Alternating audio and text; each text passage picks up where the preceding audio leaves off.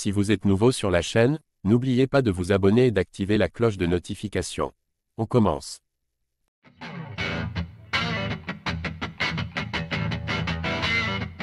Faut-il gravir les échelons petit à petit? Ce n'est pas dans les coutumes de Benoît Saint-Denis. Il l'a prouvé avec 5 victoires consécutives contre des top 20 de l'UFC. Ce dernier se retrouve maintenant en main event de l'UFC Paris, qui se déroulera à l'Accor Arena ce 28 septembre.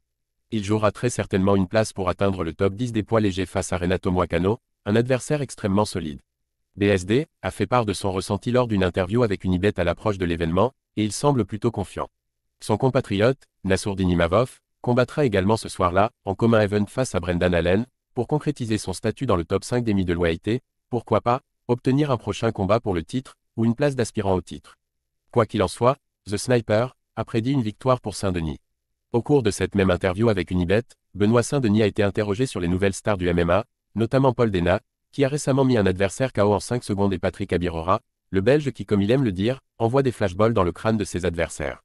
Parallèlement au succès de ces jeunes, un parallèle a été fait avec le médaillé d'or olympique Tony Yoka, qui a connu une ascension rapide, mais n'a pas réussi à atteindre le sommet de sa discipline.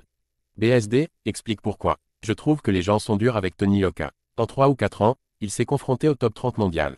Ça, c'est un vrai challenge. Dans le MMA, je vois des combattants qui, après 3 ou 4 ans de médiatisation, affrontent encore des adversaires classés dans les top 300 ou 400 mondiaux.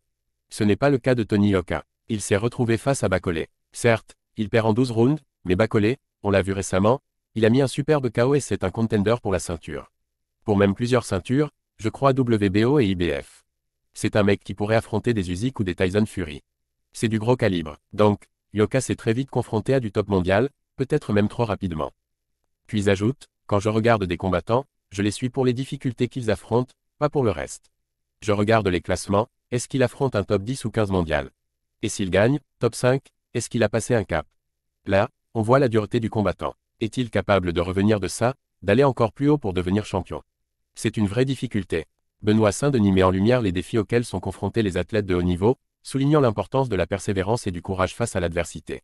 Lui-même en a fait les frais, notamment avec sa défaite par KO face à Dustin Poirier. Quoi qu'il en soit, il compte remonter la pente et aller chercher la consécration ultime, le titre de champion. Pour cela, il devra d'abord battre Moicano lors de l'UFC Paris 3. Que pensez-vous des mots de Benoît Saint-Denis?